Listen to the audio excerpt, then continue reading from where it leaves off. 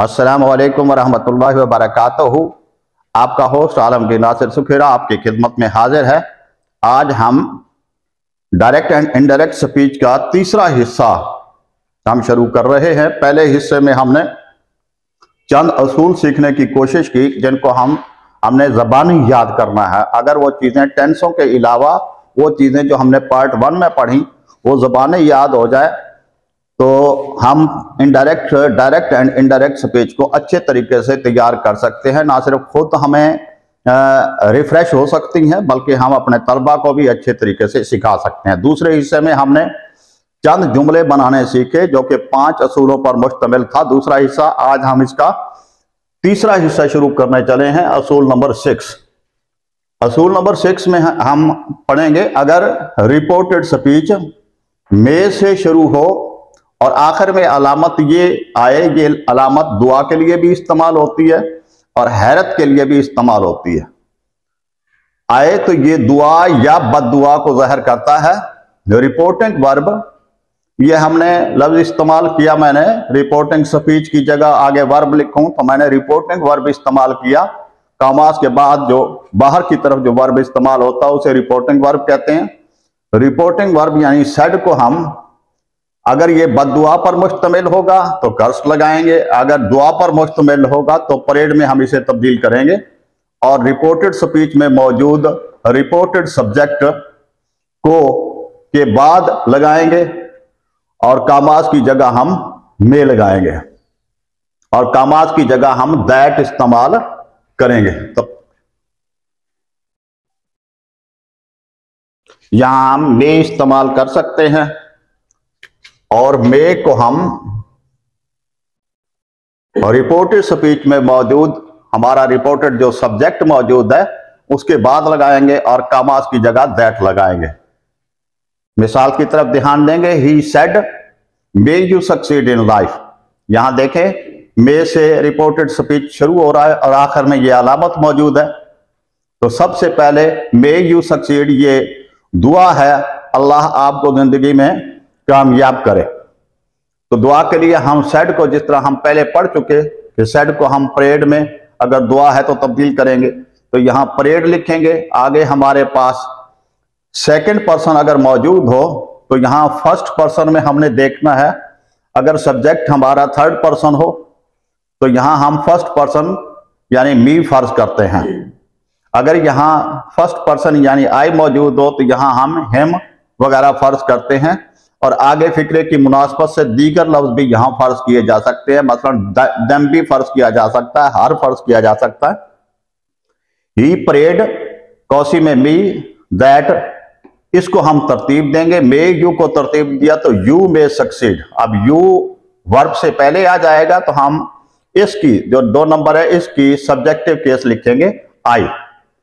मे बदल जाएगा माइट में, सक्सीड इन लाइफ। ये माइट में क्यों बदलेगा, ये हमने पार्ट 1 में कन्वर्जन की जगह पढ़ा था कि वहां में माइट में बदलता है। ये आसानी के लिए मैंने आपके इस पर नंबर 1 लगाएंगे, इस पर 2 नंबर लगा देंगे। आगे हम पर्सन्स के मुताबिक नंबर लगाएंगे। ये सेकंड पर्सन है तो सेकंड में बदलेगा। ये सब्जेक्टिव केस में मौजूद है तो हम इसकी भी सब्जेक्टिव केस लाएंगे।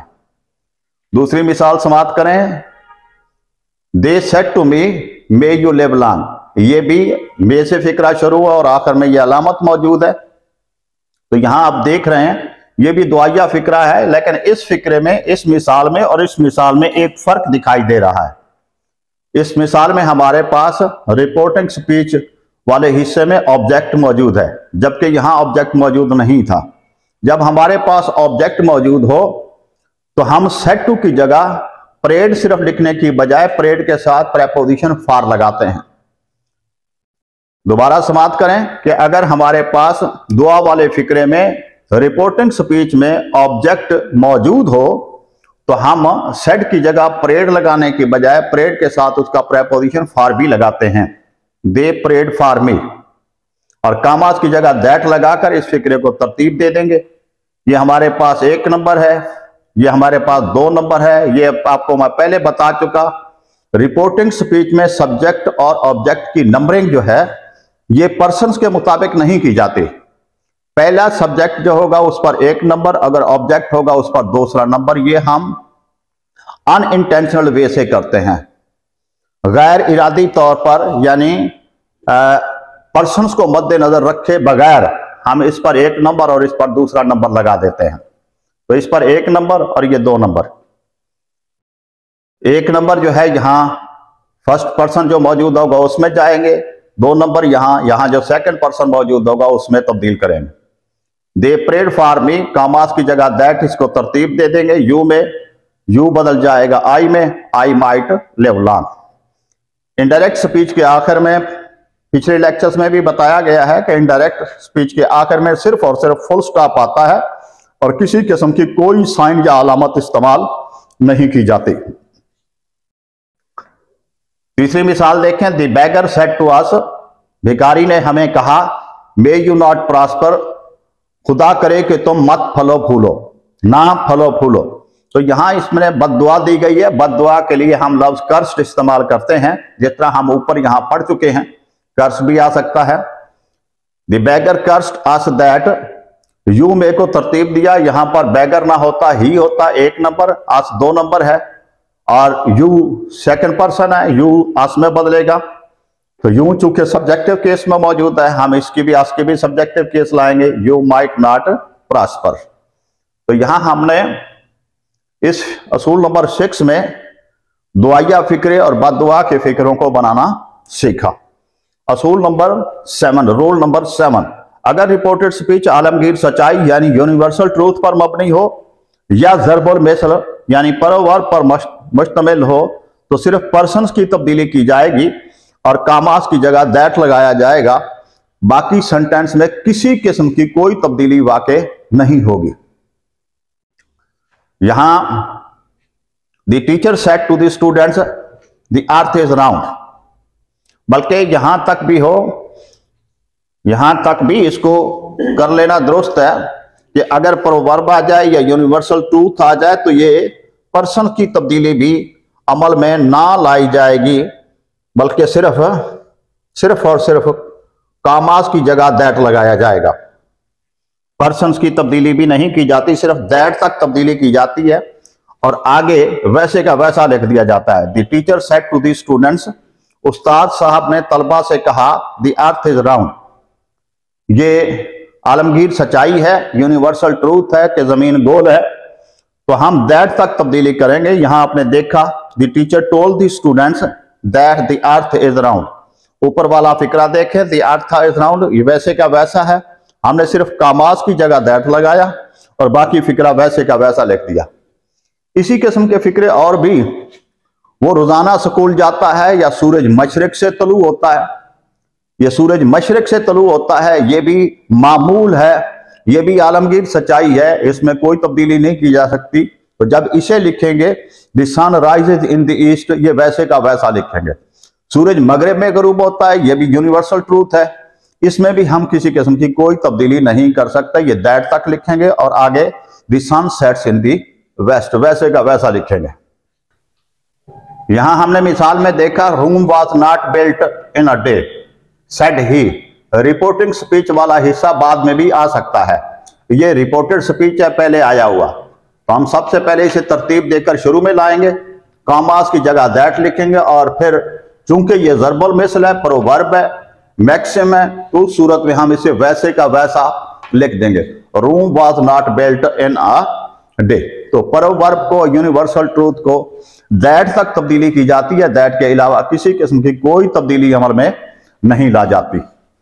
उसूल नंबर 8, अगर रिपोर्टेड स्पीच पहली फॉर्म से शुरू हो तो फिक्रा अमूमन हुक्म यानी आर्डर पर मुश्तमिल होता है या नसीहत एडवाइस पर मुश्तमिल होता है और रिपोर्टिंग वर्क की जगह हम आर्डर्ड या एडवाइस लगाएंगे और कामास की जगह टू लगाकर दीगर तब्दीलियां अमल में लाएंगे। ये चंद मिसालें लिखी गई हैं। The master said to the servant, master ने यानी मालिक ने नौकर से कहा, ब्रिंग माई हुक्का, मेरा हुक्का लाओ। तो हुक्का को मैंने यहां सिंगल इन्वर्टेड कामा में लिखा गया है। हुक्का अंग्रेजी जबान का लफ्ज नहीं है, ये किसी और जबान का लफ्ज है। उर्दू में भी इस्तेमाल होता है हुक्का, हिंदी में भी हुक्का का लफ्ज इस्तेमाल होता है। तो किसी और जबान के लफ्ज को हम जब लाएंगे, ऐसे लफ्ज को जो किसी और जबान से लाया जाए, इसको हम लोन वर्ड कहते हैं। लोन वर्ड का यही तरीकेकार है, उसका पहला लेटर बड़ा लिखा जाता है और उसको सिंगल इन्वर्टेड कामे में लिखे जाता है, ताकि पता चले कि ये इंग्लिश का लफ्ज नहीं है बल्कि किसी और जबान का लफ्ज है। यहां ब्रिंग को देख लें आप, पहली फॉर्म से शुरू हो रहा है। तो मालिक ने नौकर से कहा मेरा हुक्का लाओ, तो ये मालिक अपने नौकर को हुक्म दे रहा है। The master ordered the servant, bring पहली फॉर्म है इसलिए कामात की जगह हम टू लगाएंगे। ब्रिंग, ये माई हुक्का, माई फर्स्ट पर्सन है, यहां एक नंबर मास्टर है, मास्टर ना होता तो ही होता। ही की हम पॉजेसिव केस लाएंगे क्योंकि हुक्का नाउन है और इससे पहले पॉजेसिव एडजेक्टिव के तौर पर माई लगा हुआ, तो यहां ही की जगह हम उसकी पॉजेसिव केस हेज लाएंगे, हेज हुक्का। दूसरी मिसाल देखें, द कर्नल, पढ़ने में कर्नल, लिखने में कर्नल आता है। फौज का तीसरे चौथे नंबर का ओहदा होता है, सेकंड लेफ्टिनेंट, लेफ्टिनेंट, मेजर, और मेजर के बाद सेकंड कर्नल भी हम उसे कहते हैं, कर्नल भी कहते हैं। Colonel said to the soldiers, colonel ने सिपाहियों से कहा। मूव, मूव की जगह ये ऑब्लिक लगा हुआ है, एडवांस भी लिखा जा सकता है, दोनों के एक ही मानी है, आगे बढ़ो। कर्नल ने अपने सिपाहियों से कहा, नौजवानों से कहा कि आगे बढ़ो। तो फौज के इसमें डिपार्टमेंट में आर्डर का लफ्ज इस्तेमाल नहीं होता, वहां चूंकि फौज के जितने भी आला पाए के अफसर होते हैं वो ज्यादातर कमांडर का रोल अदा करते हैं, तो फौज में लफ्ज कमांड इस्तेमाल होता है हुक्म के लिए, इसीलिए मैंने यहां लफ्ज कमांडेड लिखा है। The colonel commanded the soldiers, move पहली फॉर्म है और एडवांस भी पहली फॉर्म है, टू मूव या एडवांस। कर्नल ने अपने सिपाहियों को हुक्म दिया कि आगे बढ़ो। तीसरी एग्जांपल में देखें, doctor said to the patient, doctor ने मरीज से कहा टेक दिस मेडिसिन रेगुलरली, ये दवाई बाकायदगी से लो। यहां टेक देख लें पहली फॉर्म है, तो मफहूम से जाहिर होता है कि डॉक्टर ने नसीहत की है इसको पेशेंट को, तो हम यहां लिखेंगे the doctor advise the patient to take that medicine, this बदल जाएगा दैट में, दैट मेडिसिन रेगुलरली। तो हम ये कह सकते हैं पहली फॉर्म से फिक्रा शुरू होने वाला वो एडवाइज वाला भी हो सकता है, वो ऑर्डर वाला भी हो सकता है।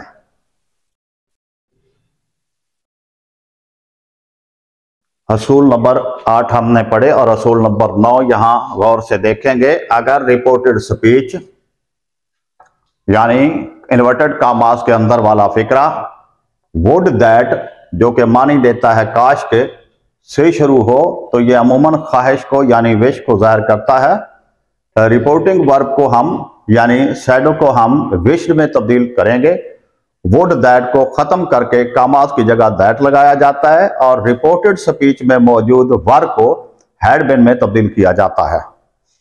ये वर्ब को हैड बीन में किस तरह तब्दील करते हैं ये हम मिसाल से गौर से देखेंगे। सबसे पहले देखें, Salman said would that I were rich. पहली बात तो यह है कि वुड दैट के बाद सब्जेक्ट वाहिद का हो या जमा का। सब्जेक्ट आपका सिंगुलर है या प्लूरल है, आगे फिक्रे के साथ सिर्फ वर ही इस्तेमाल होगा। क्यों वर लगाया जाता है और उसको तब्दील करते हुए हैड बीन में क्यों तब्दील किया जाता है, ये हमने कंडीशनल नंबर 2 में पढ़ा था कि कंडीशनल नंबर 2 में हम पास्ट इंडेफिनिट की जगह वर भी इस्तेमाल कर सकते हैं इफ वाले हिस्से में। तो यही वही वर है जो जिसको हम हैड बीन में तब्दील करते हैं। तो Salman said would that I were very rich, यहां वुड दैट की वजह से यहां सेड की जगह विश्ड आ जाएगा। वुड दैट के को मैंने अंडरलाइन किया है, इसको खत्म कर देंगे जिस तरह हमने ऊपर किया, कामों की जगह पर दैट लगाएंगे, वुड दैट को खत्म कर देंगे। तो वुड दैट को खत्म कर देंगे, फिक्रा हमारा नाउन प्रोनाउन से शुरू होगा। तो नाउन प्रोनाउन से फिक्रा शुरू होने के लिए हम जो है कामास की जगह दैट लगाते हैं। आई फर्स्ट पर्सन है, यहां हमारे पास एक नंबर सलमान है, अगर सलमान ना होता तो इसकी जगह ही सिंगुलर मैस्कुलिन होता, तो इस ही को हम फर्स्ट पर्सन ही में तब्दील करेंगे, ही आ जाएगा, वर्ब बदल जाएगा हैड बीन में very rich. Salman wish that he had been very rich. उसूल नंबर 10, अगर रिपोर्टिंग स्पीच यानी कामास के से बाहर वाला फिक्रा जो हम शुरू में भी लिख सकते हैं और रिपोर्टेड स्पीच के आखिर में भी हम इसे ले जा सकते हैं, अगर रिपोर्टेड स्पीच प्रेजेंट टेंस में हो या फ्यूचर टेंस में हो। इन दोनों टेंसों में से प्रेजेंट इंडेफिनिट में हो, प्रेजेंट परफेक्ट में भी हो सकता है। किसी भी टेंस में हो तो रिपोर्टिंग स्पीच में सिर्फ और सिर्फ पर्सन की तब्दीली की जाएगी, ना रिपोर्टिंग स्पीच का टेंस तब्दील होता है। याद रखें, रिपोर्टेड स्पीच का ना टेंस तब्दील होता है और ना टाइम और स्पेस के लिए जो हम दिस दैट में बदलते हैं, नाउ देन में बदलते हैं, ये वर्ड्स की तब्दीली जो है ये भी हम नहीं करेंगे। और कामास की जगह अमूमी तौर पर दैट लगाया जाता है। यहां फिक्रों में हम देख रहे हैं, he says to us you should finish this work now. He says to us, ये वैसे का वैसा रहेगा। सेज टू की जगह हम प्रेजेंट इंडेफिनिट के लिए टेल्स का लफ्ज भी इस्तेमाल कर सकते हैं। ही टेल्स अस, आपकी मर्जी है यहां से लेकर यहां तक ये लफ्ज इस्तेमाल करें, आपकी मर्जी है सेज टू को बदल दें टेल्स। लेकिन ये याद रखें, टेल्स के लिए जरूरी है बदलने के लिए कि यहां ऑब्जेक्ट मौजूद हो। अगर ऑब्जेक्ट मौजूद नहीं है तो फिर आप सिर्फ सेज ही लिखेंगे। अगर ऑब्जेक्ट मौजूद है तो फिर आप टेल्स अस लिख सकते हैं। आगे यू सेकंड पर्सन है, यहां हमारे पास 2 नंबर अस है, हम सिर्फ पर्सन को तब्दील करेंगे। शुड से पहले चूंकि लगा हुआ है यू, इसलिए सब्जेक्टिव केस में है। हम इसकी भी अस की भी सब्जेक्टिव केस लाएंगे, अस की सब्जेक्टिव केस वी। शुड बरकरार रहेगा, शुड मॉडल वर्ब है, इसके बाद वही पहली फॉर्म दिस वर्क नाउ। यहां आप देख रहे हैं फिक्रे में भी हमारे पास दिए गए सेंटेंस में डायरेक्ट स्पीच में हमारे पास दिस मौजूद है, नाउ मौजूद है। दिस आपको पता है दैट में बदलता है, नाउ देन में बदलता है। लेकिन हम इन्हें तब्दील नहीं करेंगे, ना ही हमने टेंस को तब्दील किया, क्योंकि पीछा फिक्रा रिपोर्टिंग स्पीच का हमारे पास प्रेजेंट में मौजूद है। We should finish this work now. दूसरा फिक्रा ध्यान से देखें, they will say we shall go with you, हम आपके साथ चलेंगे। दे विल से आगे चूंकि हमारे पास वी फर्स्ट पर्सन है और यू ऑब्जेक्टिव केस में मौजूद है इस प्रेपोजिशन की वजह से, ये सेकंड पर्सन है। सेकंड पर्सन के लिए यहां हमारे पास ऑब्जेक्ट मौजूद नहीं है तो ऑब्जेक्ट हम फर्ज करेंगे। दे 1 नंबर और 2 मी सेकंड नंबर इस पर लगाएंगे और ये पर्सन्स के मुताबिक नंबर लगे हुए हैं। हम इसको वी को 1 नंबर के हिसाब से दे में बदलेंगे। दे के साथ चूंकि विल लगता है, आई और वी के साथ सिर्फ शैल लगाया जाता है, बाकी सब के साथ विल इस्तेमाल होता है। लेकिन टेंसों में हम जब इस्तेमाल करते हैं तो याद रखें आई और वी के साथ शैल लगाया जाता है, बाकी सब के नाउन और प्रोनाउन के साथ विल लगते हैं। लेकिन अगर जरूर का मफहूम या यकीनन का मफहूम पाया जाए तो हम आई और वी के साथ विल लगा सकते हैं। जिस तरह हम मिसाल ले सकते हैं, we shall go to school, हम स्कूल जाएंगे, हम जरूर स्कूल जाएंगे, we will go to school. वो खाना खाएगा, ही विल ईट फूड, वो जरूर खाना खाएगा, ही शैल ईट फूड। तो विल और शैल हम इनको तब्दील करके जरूर का मफहूम निकाल सकते हैं। तो दे बदल जाएगा, दे के साथ विल लगता है, they will go with you objective case में मौजूद है इस प्रेपोजिशन की वजह से, तो हम आने वाले की भी ऑब्जेक्टिव केस लाएंगे। ये 2 नंबर है, 2 नंबर हमारे पास मी है तो मी का मी रहेगा। यहां इन 10 असूलों तक आपने देखा, हमारा नरेशन का 3rd पार्ट खत्म हो गया। इंशाल्लाह बकिया फिक्रे 4थे पार्ट में पेश किए जाएंगे। कोशिश करें किसी तरीके से, अगर इनमें किसी किस्म की कोई खामी, कोई चीज नजर आए या सीखने को ना मिले तो आप मेरे नंबर पर कॉल कर सकते हैं, मैसेज भेज सकते हैं। सब्सक्राइब करने के बाद इसे अच्छे तरीके से खुद भी तैयार करें और जहां जहां आपके तलबा तालीम हासिल कर रहे हैं उनको अच्छे तरीके से क्लियर करें। याद रहे कि ये असातिज़ा कलाम जो हिस्सा हाई से लेकर प्राइमरी जमात तक ग्रामर पढ़ाते हैं, ये उनके लिए एक रिफ्रेशर कोर्स है। मैं ये नहीं कह रहा कि मैं उनको पढ़ा रहा हूं, ये एक रिफ्रेशर कोर्स है। रिफ्रेशर कोर्स के तौर पर भी इनको अच्छे तरीके से क्लियर करें, क्योंकि उस्ताद क्लियर तो शागिर्द को क्लियरेंस देने में वो कामयाब हो जाएगा। अल्लाह ताला की जात आपको इल्म में बरकत अता फरमाए।